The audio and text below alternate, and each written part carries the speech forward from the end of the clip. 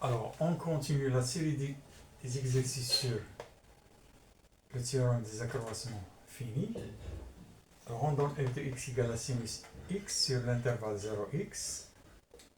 La première question, appliquer le théorème des accroissements finis à la fonction f de x égale à sinus x. Deuxième question, montrer que sinus x inférieur à x sur l'intervalle 0 pi sur 2. Alors, première question, on applique le théorème à la fonction f de x. Donc, sinus x est continu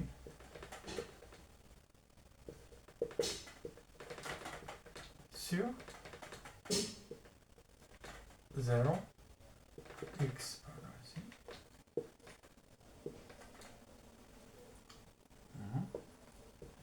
Et voilà, sinus x est dérivable.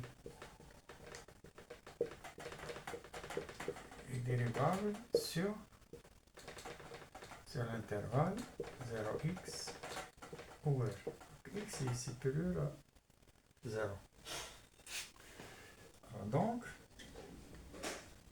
il existe un point C appartenant à l'intervalle 0x tel que f' de C est égal à f de x moins f de 0 sur x moins 0. Alors ceci équivalent. Alors f' de C c'est la fonction sinus x. Donc c'est sinus C, sinus prime de C égale à f de x c'est sinus x moins f de 0. Alors c'est sinus 0 sur x moins 0 sur x. Alors ceci équivalent. Alors sinus prime de C c'est cos C égale à alors, sinus x. Alors sinus 0 c'est 0 sur x. Deuxième question, montrer que sinus x inférieur sur x moins x sur l'intervalle 0 pi sur 2. Alors d'après le théorème des accroissements finis, trouver C compris entre 0 et x. Alors sur l'intervalle 0 pi sur 2, on a ici équivalent à 0. C compris entre 0 et pi sur 2.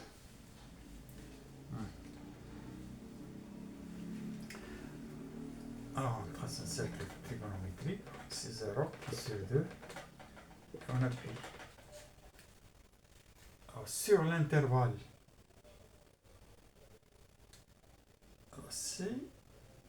C appartient à 0 pi sur 2.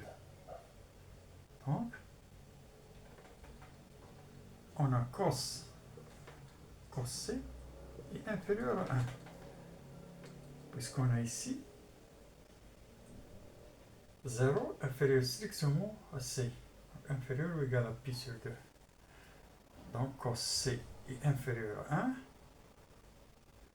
Ceci équivalent, puisque cos C est égal à sinus x sur x, donc sinus x sur x est inférieur à 1, ce qui nous donne ici sinus x est inférieur à x.